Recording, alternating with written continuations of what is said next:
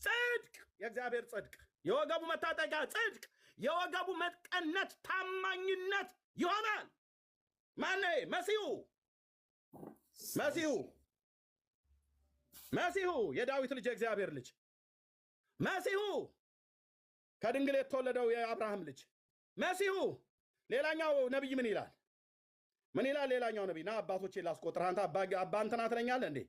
አባ እንትና አቡነ እንትና ትለኛለህ። ወደዛ ዞር ታደርጋለህ። ይሄን የአረብ ሽማግሌና አገር በቀል አሮጊትና ሽማግሌዎች ማለት ነው። እነሱን ጥግ ታደርጋለህ። ካልሆነ እኔ ጠርጌ ከጎዳና ላይ በእግዚአብሔር ቃል አስወግድልሃለሁ። እንዲህ ይላል። ምን ትላለህ ኤርምያስ?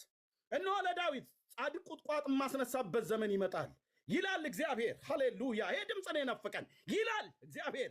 እንደ ንጉሥ ይነግሳል ይከናወንለትማል፣ በምድርም ፍርድንና ጽድቅን ያደርጋል። ለፍርዱ ስተት የለበትም። በስሜት አይናገርም። በችኮላ አይፈርድም። በስተት የተደረገ በሱ ዘንድ የለም ብቻ ሳይሆን ለዘላለምም አይኖርም።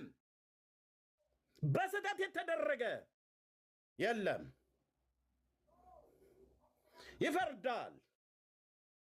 ይፈርዳል። ንጉሱ ይፈርዳል። መሲሁ ይፈርዳል።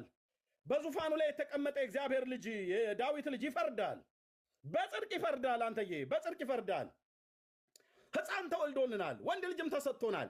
አለቅነት በጫንቃው ላይ ይሆናል። ስሙ ድንቅ መካር፣ ኃያል አምላክ፣ የዘላለም አባት፣ የሰላም አለቃ ተብሎ ይጠራል ካለ በኋላ ከዛሬ ጀምሮ እስከ ዘላለም ድረስ በፍርድና በጽድቅ